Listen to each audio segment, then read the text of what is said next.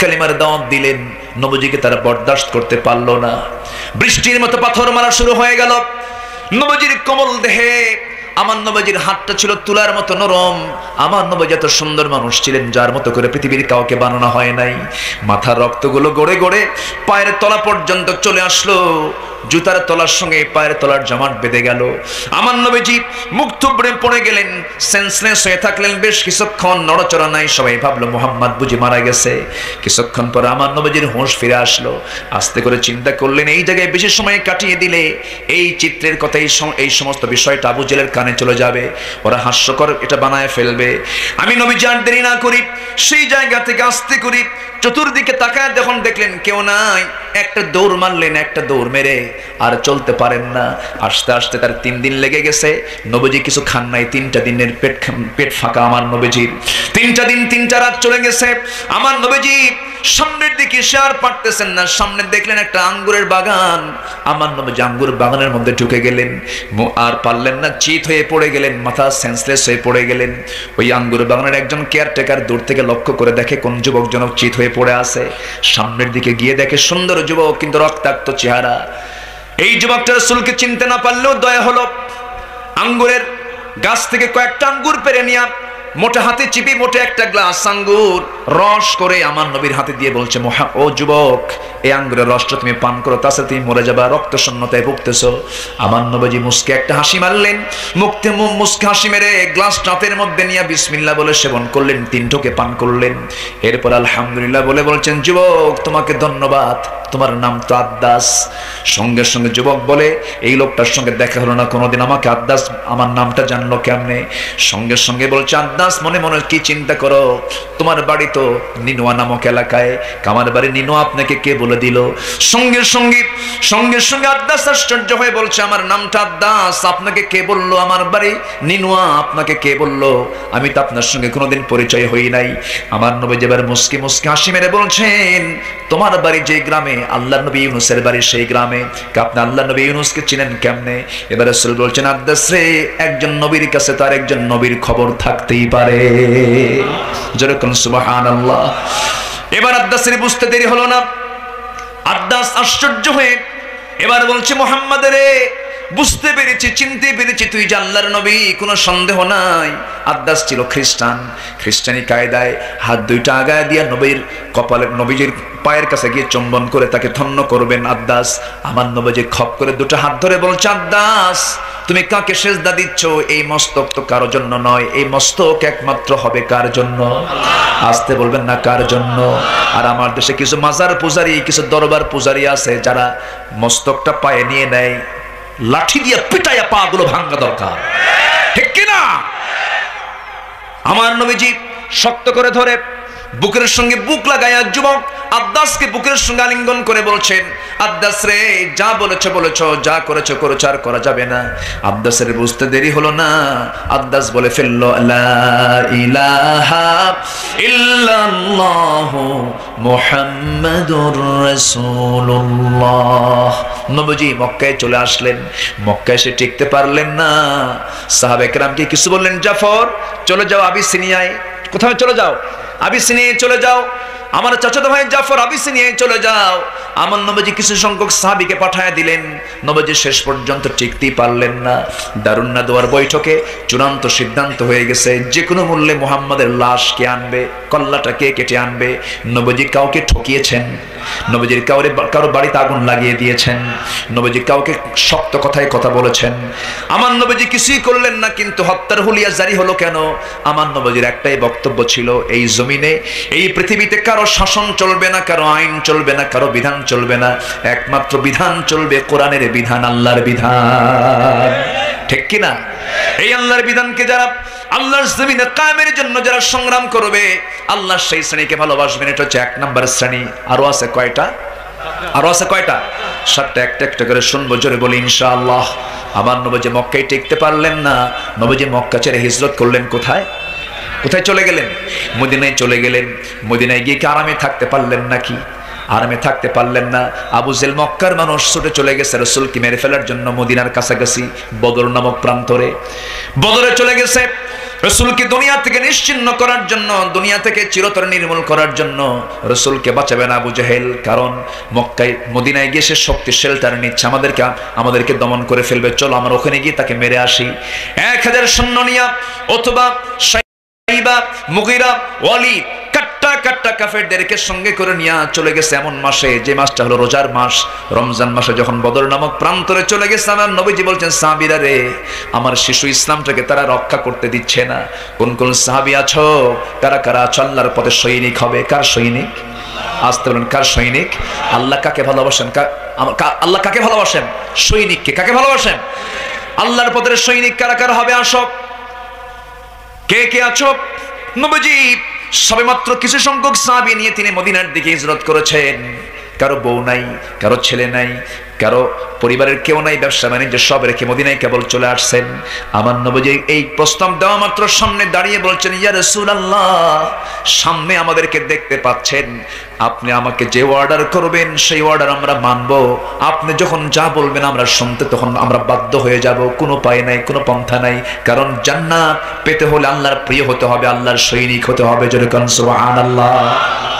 ইন্নাল্লাহা ইউহিব্বুল লাযীনা ইউকাতিলুনা ফী সাবিলিহি সাফফান কান্নাহুম বুনয়ানুম মারসুস। জোরে বলি আল্লাহু আকবার।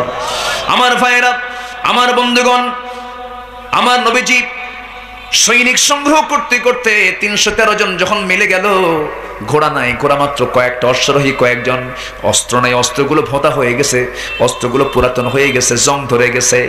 কেউ কেউ কোন সাহাবী অস্ত্র না পায়া খেজুর গাছের ডাল হাতের মধ্যে নিয়ে রওনা দিয়েছেন। মুসলমানদের যে বিজয়টা আসছে, এটা কি গায়ের জোরে, অস্ত্রের জোরে না ইমানের জোরে? আসতে বলবেন না, কিসের জোরে? আজও যদি ইমানটা আমাদের জোরে শক্তিশালী হয়ে যায়, বিজয় আসে না নাই? আসতে বলেন, বিজয় আসে না নাই? বিজয় আছে, অবশ্যই বিজয় আছে, বিজয় তো অবশ্যই থাকবে। আল্লাহ রাব্বুল আলামিন বলছেন, বান্দারে পলায়ন করা যাবে না, পলায়ন করলে তোর জন্য বিপদের ডাবল হয়ে যাবে। ইমানদার কি বুক দেবে না পিঠ দেবে? আজ থেকে বুক দেবে না পিঠ দেবে? আমার নবীজি 313 জন সাহাবী নিয়ে বলেন, সাহাবীরা রে, বদর প্রান্তরে সব হাজির হয়েছে, চলো আমরা রওনা দিয়ে দেই। 313 জন সাহাবী নিয়ে বদর নামক প্রান্তরে রওনা দিয়ে দিলেন। বদর যুদ্ধের দিনে যে সাহাবীরা দেখেন, কারো বাপ আসছে, কারো জামাই আসছে, কারো ছেলে আসছে। আমার নবীজি যুদ্ধের দিন বললেন, সাহাবীরা রে, যুদ্ধ করতে গিয়ে কিন্তু দেখবি তোর বাপ সামনে দাঁড়ানো, তোর ছেলের সামনে দাঁড়ানো, তোর আত্মীয় সামনে দাঁড়ানো, তোর চাচার সামনে দাঁড়ানো, কি করবি তোরা বল? হুজুর, ইয়া রাসূলুল্লাহ, নিশ্চিন্তে থাকবেন, আমরা তাদেরকে ভাই মনে করব না, আল্লাহর দুশমন মনে করব। আল্লাহু আকবার। এটার নাম হচ্ছে ইসলাম। এটার নাম কি? ইসলাম। নবীজি বদর যুদ্ধের দিন সাহাবে কেরামকে রেডি করে ফেললেন। শেষ করে দেই নাকি? হ্যাঁ, আলোচনা চালাবো? কোন আপত্তি নাই তো? জোরে বলি ইনশাআল্লাহ। বদর যুদ্ধের দিনে সাহাবে কেরামকে এক জায়গায় করে ফেললেন। যুদ্ধ শুরু হয়ে গেছে। উবাইদ ইবনুল জাররাহ রাদিয়াল্লাহু তাআলা আনহুর সামনে তাকায় দেখেন, নিজের বাপ সামনে দাঁড়ানো। জাররাহ উবাইদা মনে মনে চিন্তা করলেন, আরে একটা বছর বাপকে দেখি না, বাপকে দেখলাম কিন্তু কাফেরদের পক্ষে আসছে, আমি বাপকে কেমন করে মারবো? তরবারি গোটায় নিলেন, মুখটা ঘুরায় নিলেন। ঘুরায় নিয়ে মুহূর্তের মধ্যেই চিন্তা করলেন, বাপকে বাপ মনে করে ছাড়লাম ঠিক, কিন্তু সে তো আমার ইসলামের দুশমন, সে তো ইসলামের সৈনিক নয়। এই মুহূর্তে সে আল্লাহর বিরুদ্ধে, নবীর বিরুদ্ধে যুদ্ধ করতে এসেছে, জিহাদ করতে এসেছে। আমি যদি তাকে বাপ মনে করে ছেড়ে দেই, কিয়ামতের দিন আল্লাহ আমাকে মুনাফিকের কাতারে দাঁড় করাবেন। এই চিন্তা মাথায় নিয়ে আবার তিনি ঘুরে দাঁড়ালেন, তরবারি কোষমুক্ত করলেন, বাবার দিকে তাকালেন, বাপকে বাপ মনে করলেন না, শিরকের প্রতীক মনে করে গর্দান বরাবর হাঁকা দিলেন। মস্তকটা ছিটকে পড়ে গেল। আল্লাহু আকবার চিৎকার চতুর্দিকে শুরু হয়ে গেল। মুসলমানদের বিজয় হয়ে গেছে। সবার চোখে হাসি, সবার মুখে হাসি, কিন্তু ওবায়দার মুখে কোনো হাসি নাই। ওবায়দাকে বলা হচ্ছে, ওবায়দা তুমি হাসো না কেন? কান্দে। ওবায়দা আরো কান্দে। এমন সময় সাহাবীরা বলছেন, ইয়া রাসূলুল্লাহ, কি ওবায়দার কান্না আজকে হওয়ার কারণ হলো ওবায়দার বাপ আজকে যুদ্ধে মারা গেছে। রাসূল বলেন, আরে ওবায়দার বাপকে তোমরা কে মেরেছো? সঙ্গে সঙ্গে বলছেন, হুজুর ওবায়দার বাপকে আমরা কেউ মারি নাই, ওবায়দার বাপকে ওবায়দা নিজে আজকে যুদ্ধের ময়দানে খতম করে দিয়েছে। আমার নবীজি বলছেন, ওবায়দা রে, এই দিকে চলে আয়, আমার দিকে আয়। আমার নবীজি বুকের মধ্যে জড়ায় ধরে বলছেন, ও আমার ওবায়দা, আজকে তুই যে আল্লাহকে বেশি ভালোবাসিস, রাসূলকে বেশি ভালোবাসিস, তার প্রমাণ তুই দেখিয়েছিস। আল্লাহর জান্নাত তোর জন্য ওয়াইদারে তোর ওয়াজিব হয়ে গেছে। আমার নবীজি যুদ্ধের ময়দানে বিজয় যখন চলে আসলো, 14 জন সাহাবী শাহাদাত বরণ করলেন। আমার নবীজি বিজয়ের পতাকা হাতের মধ্যে নিয়ে আছেন। সেই যুদ্ধের সেনাপতি হচ্ছেন মুহাম্মদ সাল্লাল্লাহু আলাইহি ওয়াসাল্লাম। সেই দিন যুদ্ধের দিন নবীর হাতে তসবিহ না তরবারি? আজ থেকে না তসবিহ না তরবারি? আমার নবীজি সেই দিন হেঁটে হেঁটে না ঘোড়ার পিঠে? আচ্ছা, আমার নবীজি সেই দিন জুব্বা না লৌহ বর্ম? আমার নবীর হাতে সেদিন বর্ষা তরবারি। আমার নবীর হাতে সমস্ত অস্ত্রগুলোর সামনে নিয়ে রাসূল দাঁড়িয়েছিলেন সেনাপতি মুহাম্মদ সাল্লাল্লাহু আলাইহি ওয়াসাল্লাম। আমার আল্লাহ ভালোবাসেন কার সৈনিককে? আজকে কার সৈনিককে? আমরা হয়ে যাব কার সৈনিক? আল্লাহর সৈনিক হয়ে যাব। আল্লাহ আমাকে আপনাকে ভালোবাসবেন।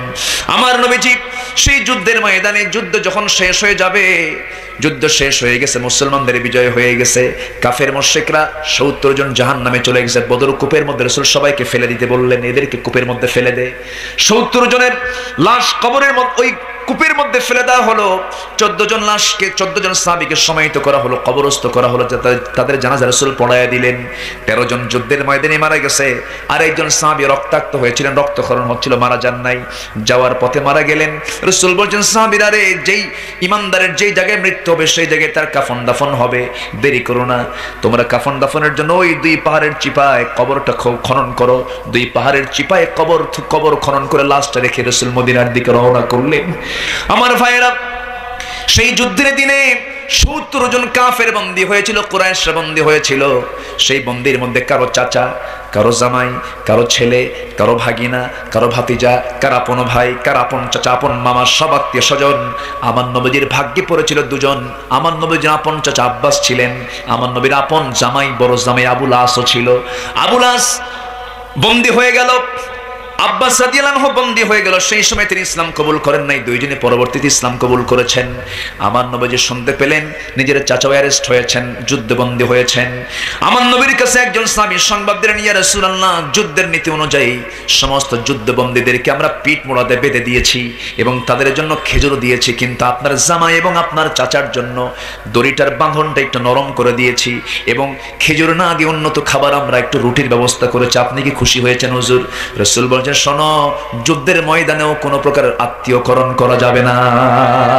যখন আল্লাহু আকবার, আমার জামাইরে তোমরা আদর করবা কেন? এখানে জামাই না, আল্লাহু আকবার বলেন। ইসলাম কি শিখায়? ইসলাম এখানে জামাইয়ের কোন আদর হবে না, চাচার কোন আদর হবে না, ইসলামের দুশমন। আমার চাচাকে যখন তোমরা দড়ি নরম করে দিয়েছো বাঁধনটা, আমার জামাইয়ের বাঁধনটা যখন নরম করে দিয়েছো, বাকি 68 জনের বাঁধন নরম করে দাও, যাও ওদের দড়িটা ঢিল করে দাও এবং খেজুর বাদ দিয়া আমার চাচা এবং জামাইকে যে রুটি দিয়েছে এরকম রুটি সব 68 জনকে দিয়ে দাও। সুবহানাল্লাহ বলেন। আমার নবীজি একের পর এক সবার কাছ থেকে পণ নিচ্ছেন, যুদ্ধের পণ আছে না? হ্যাঁ, যুদ্ধবন্দীদেরকে আদায় করতেছেন। এটাও যুদ্ধের একটা কৌশল। রাসূল বললেন, সবাই দিয়ে যাও। সবাই দিয়ে যাচ্ছে। এবার চাচার পালা। চাচা, যুদ্ধের দিতে হবে, বন্দীর পণ দিতে হবে, মুক্তি পণ দিতে হবে। ভাতিজা মুহাম্মদ, তুমি আমার থেকেও নিবা? রাসূল বলেন, চাচা, তাহলে আপনি আমার বিরুদ্ধে যুদ্ধ করতে আসছেন কেন? আল্লাহর বিরুদ্ধে আপনি যুদ্ধ করতে আসছেন কেন? কোনো মাফ নাই, দিতে হবে। কে দেখো ভাতিজা মুহাম্মদ, তোমার শাশির কাছে আমি কিছুই রেখে আসি নাই, কিচ্ছু নাই আমার। রাসূল মুস্কি হাসি মেরে বলেন, চাচা, এখানেও মিথ্যা কথা বললেন। আমার চাচি আম্মার কাছে 6টা স্বর্ণের বার আছে। একটু আসতে বলে সুবহানাল্লাহ। আব্বাস রাদিয়াল্লাহু আনহু চোখ মানে আশ্চর্য হয়ে বলতেছে, মুহাম্মদ, আমার সম্পদের তথ্য তুমি জানলা কেমনে? রাসূল বললেন, চাচা, এই জন্যই তো আমি আল্লাহর নবী। জোরে বলে সুবহানাল্লাহ। মুআজিজা প্রকাশ পেয়ে গেছে। সঙ্গে সঙ্গে আব্বাস বলছেন, ভাতিজা, আর পারলাম না, কালিমাটা পড়ায় দে যা। জোরে কোন সুবহানাল্লাহ। কালিমা পড়ে নিলেন। এবার জামাই আবুল আস, সামনে জামাই, বড় মেয়ে, তাও সবার বড় মেয়ে যায়নাব, তার স্বামী হচ্ছেন আবুল আস। পরে তিনি ইসলাম কবুল করেছেন অনেক পরে। রাসূল বললেন, আবুল আস, তোমার কাছে আমার বড় মেয়েটা আছে। আমার প্রথম ডাক আমি যার মুখ থেকে শুনেছি, আব্বা আমাকে ডেকেছে, তোমাকে মুক্তিপণ দিতে হবে। কে? ঠিক আছে, আমি দেব। খবর দিয়েছি মক্কায়, আসতেছে। একটা গিফট আসলো, একটা প্যাকেট আসলো। একটা প্যাকেট খুলে রাসূলের সামনে যখন দেওয়া হলো, রাসূল খুললেন। খুলেই দেখেন একটা গলার হার। সে গলার হারটা কিছুক্ষণ দেখে রাসূল আর থাকতে পারলেন না, কেঁদে ফেললেন। কাঁদতেছেন। নবীজির কান্না দেখে সাহাবীরাও কান্দেন। হুজুর আপনি গলার হারটা দেখে কান্দেন কেন? নবীজি বলছেন, ও আমার সাহাবীরা, এই গলার হারের সঙ্গে আমার খাদিজার স্মৃতি বিজড়িত আছে। আমার খাদিজার স্মৃতিটা জড়িত আছে কেমন করে? আমার মেয়েটাকে যখন আমি বিয়ে দেই, আমার মেয়ের বিয়ের উপঢৌকন স্বরূপ আমার ধনী বউ খাদিজা তার একটা পছন্দের গলার হারটা আমার মেয়েকে উপহার দিয়েছিল। আজকে মুক্তিপণ হিসাবে সেই গলার হারটা আমার সামনে হাজির হয়ে গেছে, কিন্তু আমার খাদিজা দুনিয়াতে নাই। আমার খাদিজার কথা মনে হয়ে গেছে। সঙ্গে সঙ্গে সাহাবীরা বলছেন, হুজুর আপনার কান্নায় আমরা এই কান্না ভেঙে পড়ছি, আপনি চিন্তা করবেন না, এই গলার হারটা আমরা নেব না, আপনার মেয়েকে আমরা এই গলার হারটা ফেরত দেওয়ার সিদ্ধান্ত নিয়ে নিলাম। নবীজি শুনে খুশি হয়ে বললেন, ঠিক আছে ভালো কথা, কিন্তু আবু লাস শোনো, তুমি আর আমার মেয়েকে তোমার ঘরে রাখতে পারবে না। আয়াত নাজিল হয়ে গেছে, মুশরিকের ঘরে মুমিনা থাকতে পারবে না, মুমিনার ঘরে মুশরিক থাকতে পারবে না, হারাম। যদিও আগে আসিয়া আলাইহিস সালাতু ওয়াস সালাম কার বউ ছিলেন? ফেরাউনের বউ ছিলেন। নূহ আলাইহিস সালাতু ওয়াস সালামের বউ ছিল কাফের, ইমরাতা নূহ ওয়া ইমরাতা লূত। সেই সময়ের ধর্মীয় সিস্টেমে এটা জায়েজ ছিল। আমার নবীজি বলে ফেললেন, ও আবু লাস, আমার মেয়ের জন্য তোমার মুক্তিপণ হলো আমার মেয়েকে মক্কায় গিয়ে তুমি মদিনায় পাঠায় দেবে, আমার ঘরে তুমি পাঠায় দেবে, তোমার মুক্তিপণ। তুমি কি এটা রাজি আছো নাকি? হ্যাঁ রাজি আছি। পাঠায় দেওয়া হলো। আমার ভাইরা, এই ইতিহাস থেকে এই শিক্ষাটাই আসলো, ইসলাম আছে যার সম্পর্ক তার সঙ্গে আমার আছে, ইসলামের সম্পর্ক যার সঙ্গে নাই আমার সঙ্গে তার সঙ্গে আমারও কোনো সম্পর্ক নাই। এটা কার কথা? আমি কাউকে ভালোবাসবো কার জন্য? আমি কারোর সঙ্গে শত্রুতা করব কার জন্য? কাউকে দেব কার জন্য? কাউকে দেব না কার জন্য? বলেছেন মুহাম্মদ সাল্লাল্লাহু আলাইহি ওয়াসাল্লাম। আমার ভাইয়েরা, আমার বন্ধুগণ, নবীজি আমার মদিনায় চলে আসলেন বিজয়ী বেশে। ইসলাম আরো শক্তিশালী হয়ে গেল। উহুদ পাড়ি দিলেন, খন্দক পাড়ি দিলেন, অনেক লম্বা লম্বা কথা। 26টা যুদ্ধের নেতৃত্ব দিলেন, 80টি যুদ্ধ পরিচালনা করলেন। 10টি বছর পার হয়ে গেল। 10টি বছর পারের পর বিজয়টা দিলেন কে? আসতে বলবেন না কে? আমার নবীজি এত কষ্ট না করে, দেশ ত্যাগ না করে, হিজরত না করে, কষ্ট স্বীকার না করে, দাঁত না ভেঙ্গে আল্লাহর কাছে যদি চাইতেন আল্লাহ আমারে দাও, তাও তো চাইতে পারতেন। কিন্তু দিনটা তো সহজে আসবে না, তার বাস্তব প্রমাণ হলো আমার নবীর মদানি জিন্দেগি। ঠিক কিনা? শুধু দোয়ার মধ্য দিয়ে আর ওজিফার মধ্য দিয়ে ইসলাম কায়েম হবে না। ইসলাম ফুলসজ্জার উপর দিয়ে আসে নাই। আল্লাহ জানমাল কিনে নিয়েছেন জান্নাতের বিনিময়ে। জানমাল কুরবান দিতে রাজি আছো মুসলমান? রাজি আছো? কারা কারা হাত উঁচু করে দেখাও। নারে তাকবীর, নারে তাকবীর, আল কোরআনের আলো, আল হাদিসের আলো, নারে তাকবীর। কষ্ট পাচ্ছেন? আমার নবীজির 10 বছরের মিশন শেষ। নবীজি আবার রমজান মাসে ফতে মক্কার সময় চলে আসলো। নবীজি মক্কার দিকে রওনা করেছেন। এবার রাতে না দিনে? হিজরত করেছেন দিনে বেলা না রাত্রে বেলা? এবার মক্কায় ফিরছেন রাতে না দিনে? কি গোপনে না প্রকাশ্যে? একজন না 10,000? একজন না 10,000? 10,000 সাহাবীকে সঙ্গে করে নিয়ে সাহাবা কেরামকে বললেন, অস্ত্র হাতে নাও, রোজা ভাঙ্গো, রোজা ভাঙ্গো। মারামারি লাগতেও পারে, সংগ্রাম হতেও পারে। ইন্নাল্লাহা ইউহিব্বুল্লাযীনা ইউকাতিলুনা ফী সাবিলিহি সাফফান কান্নাহুম বুনিয়ানুম মারসুস। সীসা ঢালা প্রাচীরের মতো কাতারবদ্ধ হও, চলো আমরা রওনা দিই মদিনার দিকে। 450 মাইল অতিক্রম করে মক্কার কাছাকাছি যখন চলে গেলেন, গোটা মক্কায় ত্রাস সৃষ্টি হলো। মুহাম্মদ চলে আসছে, কে কোন দিক থেকে যাবে? সব পালাচ্ছে। আমার নবীজি মক্কায় ঢুকিয়ে বললেন, আজকের দিন আমি সবাইকে মাফ করে দিলাম। জোরে বলি সুবহানাল্লাহ। সবাইকে মাফ করলাম, কিন্তু 17 জনকে মাফ করতে পারবো না। লিস্ট করলেন কয়জনের? 17 জন। এর মধ্যে একজন ছিল হলো ওয়াহাশী। রাসূল বলেন, ওয়াহাশীকে যেখানে পাবা ধরবা। ওয়াহাশী কারো কাছে ধরা না দিয়া সোজা আড়াল কইরা সিপা খুঁজা নবীর সামনে হাজির হয়ে বলতেছে, আমি ইসলাম কবুল করতে চাই। সুবহানাল্লাহ বলবেন না? নবীজি বললেন, তাই ইসলাম কবুল করবা? হ্যাঁ, আমি তোমাকে মাফ করে দিলাম। জোরে বলি সুবহানাল্লাহ। তবে ওয়াহাশী, তুমি আমার সামনে আসবা না, তোমাকে দেখলে আমার চাচার কথা মনে হবে। আমার খুব কাছের চাচা ছিল আমার আমির হামজা, তুমি তাকে খুন করেছো, তুমি তাকে শহীদ করেছো, তুমি আমার সামনে আসবা না। ওয়াহাশীর একটা দুঃখ ছিল, হারে ইসলামটা কবুল করলাম, কিন্তু নবীজির সামনে বসতে পারলাম না। ইসলামের শ্রেষ্ঠ একজন মানুষকে হত্যা করেছি। আল্লাহ তুমি যদি আমাকে সুযোগ দাও, ইসলামের নিকৃষ্ট একটা মানুষকে আমি খুন করে এটার বদলা দিতে চাই। ইদফা বিল্লাতি হিয়া আহসান। আল্লাহ তার সুযোগ করে দিলেন। ভণ্ড নবী মুসাইলামাতুল কাজ্জাবকে তিনি যে বর্ষা দিয়া আমির হামজাকে মেরেছিলেন, সেই বর্ষা দিয়া তার কলিজা ভেদ করে জাহান্নামে পাঠিয়ে দিয়েছেন। জোরে বলি আল্লাহু আকবার। আমার নবী যে মক্কায় ঢুকলেন, ঢুকেই বললেন সবাইকে মাফ করে দিলাম। আবু জেহেলের ছেলে ছিল একজন ইকরামা, তখন ইসলাম কবুল করেন নাই তিনি। ইকরামা তিহামা অঞ্চল পার হয়ে চলে যাচ্ছে পালায়া পালায়া।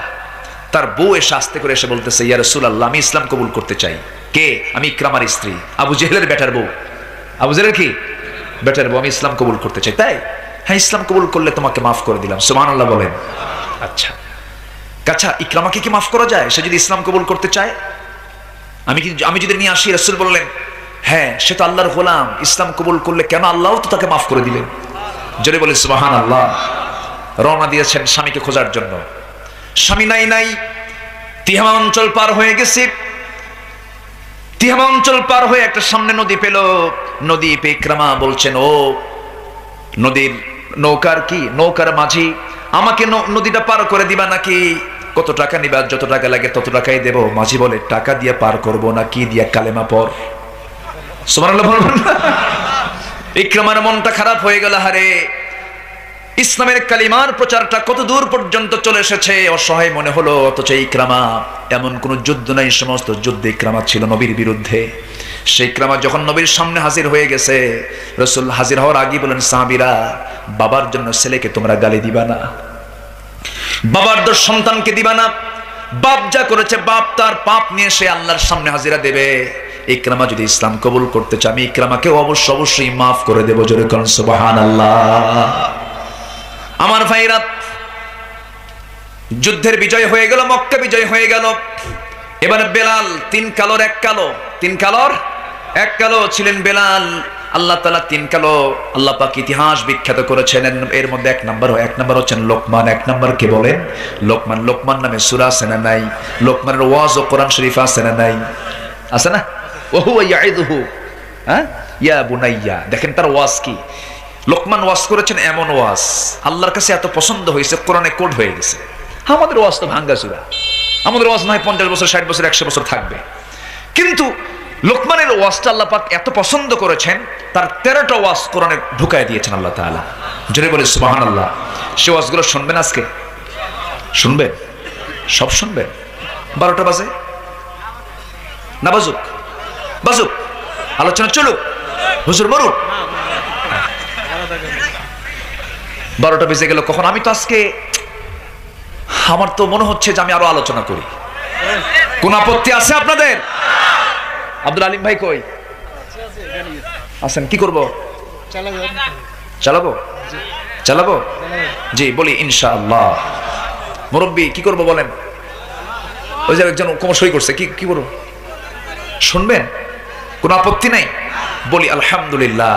এলাকার নাম কি? চাঁদ। চাঁদের সঙ্গে পাল আসলো কেমন? এবার এ তো হলো না। দেখি কি মিলান যায়, দেখি, চিন্তায় আছি কোরআনের কোন আয়াতের সঙ্গে কি মিলাই। জি, বলি আলহামদুলিল্লাহ। খুব সুন্দর মানুষ আপনারা। আমি আশ্চর্য যে একটা মানুষের কোনো ওঠা বসা নড়াচড়া নাই। বলি আলহামদুলিল্লাহ। জি, আল্লাহ কয়জনকে ভালোবাসেন? কয় শ্রেণী বলেন? চলতেছে কয় শ্রেণীর আলোচনা? আরো কতগুলো আছে? তার 7 দিন লাগবে না? 7 দিন লেগে যাবে। আছেন? তাও থাকবেন। আবেগ সে তো হঠাৎ আগুন, একটু তাপে জ্বলবে দ্বিগুণ। সব দেখি আমরা মেনটেন করব। আমি সংক্ষিপ্ত করে শেষ করছি। আমার নবীজি বেলালকে ডাক দিয়ে বলছেন, বেলাল, বিজয় তো হয়ে গেল, আমরা সৈনিক হয়েছি কার? আল্লাহ। বিজয় তো আল্লাহ দিলেন। বেলাল, মনে আছে তোমার পিটাই ছিল, আজকে বিজয় চলে আসছে। জোরে বলে সুবহানাল্লাহ। তো বেলাল, ওই যে সেদিন যে আমি চাঁদে কি কাবার চাবি যে চাইলাম, ও কোথায়? ওকে ডাক দাও। মনে আছে আপনাদের? মনে আছে কথাগুলো? মনে আছে? ও কোথায়? ওকে ডাক দাও। কোথাও খুঁজে পাওয়া যায় না। গোটা মক্কা তন্ন তন্ন করে খুঁজে নাই, কোথায় গেল সেই কাবার চাবিওয়ালা? জিবরিল আমিন এসে বলতেছে, ইয়া রাসূলুল্লাহ জায়গা মতো আছে। কোথায়? কাবার ছাদে। কোথায় আছে? কাবার ছাদে। রাসূল বললেন, সাইয়েদনা আলী কই? আমাদের নেতা আসাদুল্লাহিল গালিব কোথায়? এক লাফে ছাদে কি বলে ছাদে ওঠো, কাবার ছাদে ওঠো। লাফ পেরে কাবার ছাদে উঠে, এই ওসমান এখানে বসে, এখান থেকে নড়বো না, কাবার চাবি আমার হাতেই থাকবে, আমি কাউকে চাবি দেব না। যেদিন মোহাম্মদ চাবি চাইছিল সেদিন চাবি দিছিলাম। আল্লাহু আকবার বলবেন না? সব মনে রাখছে। চিন্তা করেন ইতিহাস কি। আজকে যারা জুলুম করছো ভাববে না জুলুম চিরকাল থাকবে। ক্ষমতা পাল্টিয়ে যায়, চাকা একরকম থাকে না, চাকা ঘোরে। কারোর জন্য পৌষ মাস, কারোর জন্য সর্বনাশ। একদিন পৌষ মাস আসবে, আসবে কি না? আসবে। এই থামেন, আমার কথা বলতে দেন। সম্মানিত ভাইয়েরা, আমার নবীজি ওসমান বিন তালহাকে বললেন, চাবিটা দাও প্লিজ, আমাকে দাও। তো ওসমান বিন তালহা বলতেছে, চাবি আপনাকে দিছিলাম না, কে ওই চাবি দিয়ে তো লাভ নাই, তোমার চাবি তোমার হাতে এখন থাকতে মানাবে না, কারণ তুমি মুশরিক, মুশরিকের কাছে এই কাবার ঘরের চাবি থাকবে না, আমাকে চাবিটা দিয়ে দাও। ওসমান শক্ত করে ধরে আছেন, চোখের মধ্যে পানি টলমল করছে, চাবি দিতে চায় না।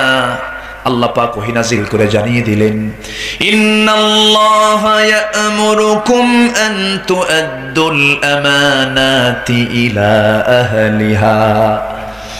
সঙ্গে সঙ্গে রাসূল বলছেন, ওসমান কাবার চাবি তোমার হাতেই থেকে যাবে, কারণ সিদ্ধান্ত পাকাপোক্ত তোমার কাছেই থেকে যাবে।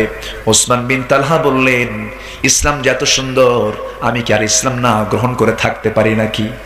আমাকে আর দেরি করায় দিবেন না, আমাকে পড়িয়ে দেন, আশহাদু আল্লা ইলাহা ইল্লাল্লাহু ওয়াহদাহু লা শারীকা লাহু ওয়া আশহাদু আন্না মুহাম্মাদান আবদুহু ওয়া রাসূলুহু। কালিমা পড়ে মুসলমান হয়ে গেলেন। রাসূল বলছেন, ও ওসমান, তোমার হাতেই কাবার চাবি থেকে যাবে, তুমি চিন্তা করো না, বেইজ্জত তোমাকে করা হবে না। ওই যে কাবার চাবি তার হাতে দেওয়া হলো, আজও ওই পরিবারের কাছে আজকে কাবার চাবি বহনের দায়িত্ব দেওয়া আছে। জোরে বলি সুবহানাল্লাহ। আমার ভাইয়েরা, আমার বন্ধুগণ, আল্লাহ ৮ শ্রেণীকে ভালোবাসেন। নাম্বার ২ শ্রেণী হলো যারা ইহসানকারী, যারা ইহসান করবে। আহসিনু ইন্নাল্লাহা ইউহিব্বুল মুহসিনিন। ইহসান করো, আল্লাহ কিন্তু মুহসিন বান্দাদেরকে খুব ভালোবাসেন। আমরা পরের প্রতি দয়াদ্র হব, জোরে বলি ইনশাআল্লাহ। আমাদের অন্তরটা শক্ত বানাবো না, নরম বানাবো, নরম বানায় ফেলবো। আল্লাহ তাআলা বলেন, وعباد الرحمن الذين يمشون على الأرض هونا وإذا خاطبهم الجاهلون قالوا سلاما। ইহসানটা কি? ইহসানের সংজ্ঞাগুলো অনেক লম্বা লেগে যাবে। নাম্বার ৩ হলো যারা তওবাকারী। তওবা তো সেই করবে যার জীবনে গুনাহ আছে। আমার আপনার জীবনে মনে হয় গুনাহ নাই। আসতে বলবেন না, গুনাহ নাই। গুনাহ না থাকলে আপনি বান্দা হবেন কেমনে? গুনাহ যদি নাই থাকে আপনি ফেরেশতা হয়ে যাবেন, কি হবেন? ফেরেশতার দাম বেশি না মানুষের দাম বেশি? ভালো করে বলেন। অথচ গুনাহ বান্দা করে, এরপরও ফেরেশতার গুনাহ নাই, এরপরও দাম বেশি ফেরেশতার না মানুষের? মানুষের দাম বেশি। মানুষের দাম বেশি আল্লাহ তাআলা এই জন্য দিয়েছেন, কারণ ফেরেশতার তো গুনাহ করার কোনো যোগ্যতাই নাই। গুনাহ করবে কেমনে? তার মধ্যে কোনো কামনা বাসনা নাই, তার মধ্যে কোনো প্রকার প্ল্যান নাই, কোনো পরিকল্পনা নাই। তার শুধুমাত্র কাজ হলো আল্লাহর তাসবিহ জপ, আল্লাহর তাসবিহগুলো প্রকাশ করা। আর যে বান্দাগুলো এই দুনিয়ার জিন্দেগিতে সমস্ত হারাম কাজ বর্জন করে, নিজের প্রবৃত্তির দাসত্ব না করে, যে বান্দা আল্লাহকে সন্তুষ্ট করার জন্য হারামকে বর্জন করে চলে, গুনাহমুক্ত জীবন করার চেষ্টা করে, আল্লাহ বলছেন ওই বান্দার দাম আমি ফেরেশতার চেয়েও বাড়ায় দেই। সুবহানাল্লাহ। আমার ভাইয়েরা, গুনাহ হয়ে যাবে, গুনাহ হওয়ার সঙ্গে সঙ্গে মাফ চাইবো কার কাছে? আসতে বলবেন না, কার কাছে? যে গুনাহ করেছে আর বলবো আল্লাহ জীবনের কোনো পরিকল্পিত কোনো গুনাহ করব না, আমাকে মাফ করে দাও। গুনাহ হওয়ার সঙ্গে সঙ্গে আল্লাহর কাছে বলবো, রব্বানা যালামনা আনফুসানা ওয়া ইল্লাম তাগফির লানা ওয়া তারহামনা লানাকুনান্না মিনাল খাসিরিন। মাফ করবেন কে? রব্বানা ফাগফির লানা যুনুবানা ওয়া কাফির আন্না সাইয়্যিআতিনা سيئاتنا وتوفنا مع الأبرار আমার ভাইরা যে চোখে পানি বেশি থাকবে আল্লাহর ভয়ে সেই চোখটা কখনো জাহান্নামে যাবে না সাইয়েদনা আবু বকরের একটা কথা মনে হয়ে গেল আমরা যে আমলগুলো করি এই আমলগুলো নিয়ে তিনি একদিন টেনশন করছিলেন আরে এতগুলো আমল করলাম কাপড়ের দোকানদার ছিলেন আবু বকর কাপড় বেচতেছেন হঠাৎ করে এক কাস্টমার এসে বলতেছে ও আবু বকর 1 বছর আগে এই কাপড়টা নিয়েছিলাম পছন্দ হয় নাই ফেরত নাও আবু বকর সিদ্দিক রাদিয়াল্লাহু আনহু ফেরত নিলেন টাকাটা ফেরত দিয়ে দিলেন তৎক্ষণাৎ তিনি কান্নাকাটি শুরু করে দিলেন সবাই বলল আবু বকর কান্দো কেন কি হয়েছে তিনি বলছেন শোনো আমাদের আল্লাহ তাআলা আমাদের জান এবং মালকে কিনে নিয়েছেন কিসের বিনিময়ে জান্নাতের বিনিময়ে কিন্তু জান দিলাম মাল দিলাম সবকিছু দিলাম জিহাদ করলাম সবকিছু করলাম আমি অধম আবু বকর হাসরের ময়দানে যখন আল্লাহর সামনে দাঁড়াবো আল্লাহ আমাকে আড়ালে নিয়ে যদি বলে আবু বকর তোর নামাজ তোর রোজা তোর হজ তোর যাকাত তোর সমস্ত ইবাদত আমার পছন্দ হয় নাই তুই এটা ফেরত নিয়ে যা আল্লাহ যদি আমাকে ফেরত দিয়ে দেয় আমি কোথায় নিয়ে যাব কার কাছে যাব দোকানদার তো আমাকে ফেরত দিয়ে টাকাটা নিয়ে চলে গেল কিন্তু আমার আমলনামা যদি আল্লাহ আমার কাছে ফেরত দেয় আমার তো দ্বিতীয় কোন আল্লাহ নাই আমি তার কাছে যাব ও আল্লাহ আমাকে ফেরত দিয়ে দিবা না আমার টুটাফাটা আমল তুমি আল্লাহ কবুল করে নিবা তাদের কি চিন্তা ছিল আমরা প্রেম করব কার সাথে আসতে বলবেন না কার সাথে তওবা করব কার কাছে আল্লাহ তাআলা বলেন ইন্নাল্লাহা ইউহিব্বুত তাওয়াবিন ওয়া ইউহিব্বুল মুতাতাহহিরিন আমার বন্ধুগণ পাপের কথা মনে করে মাফ চাইবো কার কাছে আমার নবীজি একদিন সাহাবায়ে কেরামকে নিয়ে ওয়াজ করছিলেন ওয়াজ করতে নিয়ে এক জায়গায় বললেন সাহাবীরা বনি ইসরাইল যুগের 3টা যুবকের তোমার ইতিহাস জানো কিনা জানি না ও সাহাবীরা তোমাদেরকে জানায় দিচ্ছে ওই বনি ইসরাইলের 3 যুবক কোন একটা সফরে বের হয়ে যায় সফরে চলতে চলতে হঠাৎ করে একটা প্রচন্ড ঝড় চলে আসে সেই ঝড়ের কবলে পড়ে তারা একটা পাহাড়ি গুহার মধ্যে আশ্রয় নিয়ে নেয় পাহাড়ি গুহার মধ্যে আশ্রয় নেওয়া মাত্রই পাহাড়ি ঢলে উপর থেকে একটা বড় ওজনের পাথর এসে ওই গুহার মুখ আটকে যায় গুহার মুখটা আটকে গেলে পরে তারা ভিতর থেকে বের হতে পারে না নিশ্চিত মৃত্যু তারা জেনে 3 জনের চোখে পানি চলে আসছে 3 জন 3 দিকে বসে দোয়া করতেছে এক যুবক দোয়া করে আল্লাহ জীবনে তেমন কোন আমল করতে পারি নাই আল্লাহ তোমার কাছে প্রার্থনা করি জীবনে যত গুনাহ করেছি আল্লাহ তুমি আমাদেরকে maaf করে দিও তবে এক যুবক দোয়া করতেছে আল্লাহ একটা রাতের কথা মনে পড়ছে আল্লাহ যে রাতে আমার চাচাতো বোন আমি তার সঙ্গে কমিটমেন্টে ছিলাম আমি তার সঙ্গে জেনার কাজে লিপ্ত হব আমি তার ঘরের মধ্যে ঢুকলাম জেনার কাজ শুরু করে দেব আমি আমার সেই চাচাতো বোনের 2 উরুর মাঝখান পর্যন্ত চলে গেছি আমার সেই বোনটা বলছে তুমি কি জানো আমার ভাইরে এই যে জেনার কাজ তুমি শুরু করতে চাচ্ছ এই জায়গায় সবচেয়ে বড় রাজসাক্ষী আল্লাহ রাব্বুল আলামিন ও আল্লাহ তোমাকে রাজসাক্ষী মনে করে সেই জায়গা থেকে আমি উঠে দাঁড়িয়ে তোমার দরবারে আমি আশ্রয় চেয়েছি আমি গুনার কাজে লিপ্ত হই নাই আল্লাহ মেহেরবানি করে এই নেক আমলটা তোমার দরবারে পছন্দ হলে পরে এই বিপদ থেকে আমাদেরকে বাঁচায় দাও বুখারী শরীফের হাদিস ওই পাহাড়ের মুখ থেকে সামান্য এক কিছু অংশ ওই পাথরটা সরে দাঁড়ালো জোরে কোন সুবহানাল্লাহ আরেকজন যুবক দোয়া করে আল্লাহ জীবনে তেমন কোন আমল করতে পারি নাই তবে বান্দার হক আমি নষ্ট করি নাই এক শ্রমিককে আমি আমার কাজে নিয়েছিলাম শ্রমের মূল্য আমি তাকে দিতে পারি নাই অনেকদিন পর সে চলে আসে সেই শ্রমের টাকা দিয়ে আমি একটা ছাগল কিনেছিলাম সেই ছাগল থেকে আরো ছাগল হয়েছিল ছাগল পাল হয়ে গিয়েছিল সেই লোকটা যখন আমার কাছে আসলো আমি তাকে সেই টাকা না দিয়ে ছাগল পালটা দিয়েছিলাম তার সম্পদের কোনো ক্ষতি আমি করি নাই ও আল্লাহ বিপদ থেকে বাঁচাও সঙ্গে সঙ্গে পাথরটা পাহাড়ের মুখ থেকে একটু সরে দাঁড়ালো আরেকটু সরে দাঁড়ালো এরপরে আরেকজন যুবক দোয়া করতেছে ও আল্লাহ জীবনে তেমন কোন আমল করতে পারে নাই তবে কোন এক রাতের আধারে আমি বাড়িতে ফিরলাম বাড়িতে ফেরার পর আমার স্ত্রী আমাকে সুন্দর করে পরিষ্কার পানি দিল আমি পরিষ্কার হলাম আমাকে 1 গ্লাস দুধ দিল 1 গ্লাস দুধ দিয়ে আমাকে খেতে বললো আমার মার কথা মনে পড়ে গেল সেই গ্লাসটা নিয়ে মার ঘরের দিকে গেলাম মা আমার ঘুমিয়ে পড়েছে মার ঘুমের পাশে আমি দাঁড়ালাম আমার মা যখন ঘুম থেকে উঠে দাঁড়ালো আমি সেই দুধটাকে গরম করে দিয়ে বললাম মা দুধটা পান করো আমার মেয়ে খেতে চাইছে খেতে দেই নাই আমার ছেলে চাইছে খেতে দেই নাই আমি নিজেও খাই নাই মাকে খাইয়ে দিয়েছি আল্লাহ তোমারও যদি পছন্দ হয় এই বিপদ থেকে আল্লাহ তুমি আমাদেরকে বাঁচায় দাও সঙ্গে সঙ্গে সামনের সেই পাথরটা টোটালি সরে গেল এই 3 যুবক পাহাড়ি এই বিপদ থেকে আল্লাহ পাক তাদেরকে হেফাজত করলেন জোরে কোন সুবহানাল্লাহ আল্লাহর কাছে গুনার কথা মনে করব ভালো কাজের কথা মনে করে maaf চাইবো কার কাছে আসতে বলবেন না কার কাছে আল্লাহর কাছে আমরা maaf চেয়ে নেব আল্লাহ তওবা কেন কবুল করবেন না ইন্নাল্লাহা ইউহিব্বুত তাওয়াবিন আল্লাহ পাক তওবা করে কি যে ভালোবাসেন তওবা করলে ভালোবাসবেন কে জিহাদ করলে ভালোবাসবেন কে নাম্বার ইহসান করলে ভালোবাসবেন কে নাম্বার 4 হলো যারা ধৈর্যশীল। ধৈর্যশীল মানে এটা নয়, আমরা অনেকে ধৈর্যশীলের সংজ্ঞা বুঝি না। ধৈর্যশীল মানে যত হাঙ্গামা যত ঝড় আসুক না কেন ইসলাম থেকে এক চুল পরিমাণ না নড়া, ঠিক কিনা? এটার নাম কি? এটার নাম কি? ধৈর্য। ফজরে উঠতে মন চায় না, ফজরে ঠান্ডা লেগে যায়, ঘুম লেগে আসি, সেই সময়টা বান্দা জোর করে ঘুম থেকে উঠলো, ওযু বানালো, এটাও একটা ধৈর্য। এটাও কি? ধৈর্য। ইবাদতে নিজেকে বাধ্য করে, এটা একটা ধৈর্যের পরিচয়। ইন্নাল্লাহা মা'আস সাবিরিন, আল্লাহু ইউহিব্বুস সাবিরিন, এরকম করে বহু জায়গায় আল্লাহ পাক বলে দিয়েছেন। নাম্বার 5 হলো যারা আল্লাহর প্রতি ভরসা করবে। আমরা ভরসা করব কার উপরে? সব ক্ষেত্রে ভরসা হবে কার উপরে? সন্তান দেওয়া না দেওয়া একমাত্র ক্ষমতা কার? ভরসা কার উপরে? বাবার দরবারে যাওয়া যাবে?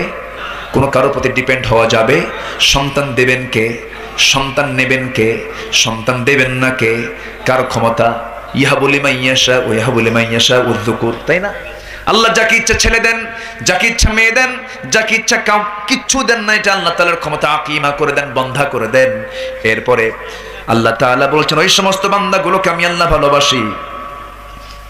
6 নাম্বার হলো আল্লাহ বলছেন যারা ন্যায় বিচারক। যারা কি?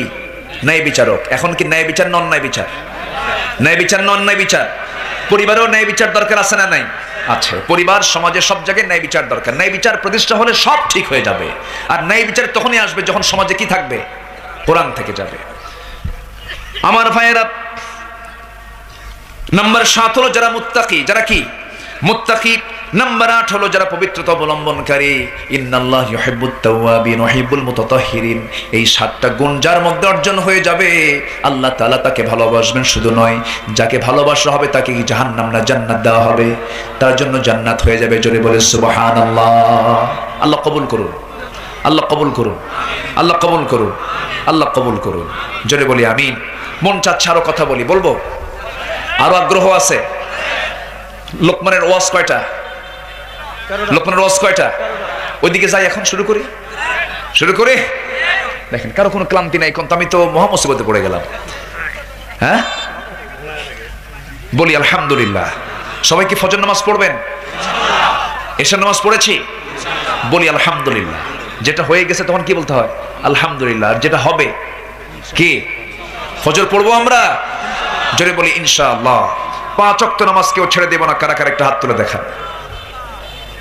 জোরে বলি আল্লাহ আমাদেরকে 5 ওয়াক্ত সালাত আদায় করার তৌফিক তুমি আল্লাহ দিয়ে দাও। জোরে বলি আমিন। আরো জোরে আমিন, আরো জোরে আমিন। হাত নামান। কষ্ট পেয়ে গেলেন মনে হয়।